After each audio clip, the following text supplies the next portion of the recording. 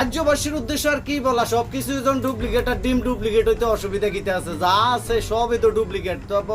তবে পরোক্ষভাবে কইতাম পারতাছি না আর কি, কিছু বাধা নিষেধ আছে, যা আগার থেকে গোড়া পর্যন্ত সবই তো ডুপ্লিকেট, সবই তো দান্দাবাজি, সবই তো চোর। আপনার হাতে যে এই যে একটা ডিম দেখতে পাচ্ছি, এটা কিসের ডিম? এটা ওই তো দোকান থেকে ডিম কিনতে আইলাম, একালি ডিম কিনছি, তার মধ্যে একটাই প্লাস্টিক, প্লাস্টিক? তিনটার মধ্যে একটা, চারটার মধ্যে একটা প্লাস্টিক, পরে আরেকটা বাংলা, ওইটারও সন্দেহ লাগতে আছে এটা কি প্লাস্টিক না অরিজিনাল ডিম।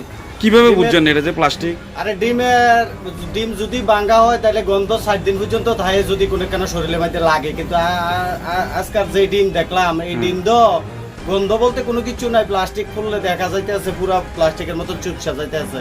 এটা উপরে যে কুসুমের আগে যে খোলসটা, এটা কি কাগজের টুকরোর মতন লাগে? এটা কাগজ পুরাটাই, এই জায়গাটা পুরাটাই কাগজের প্রলেপ একটা, আর ভিতরে পুরাটাই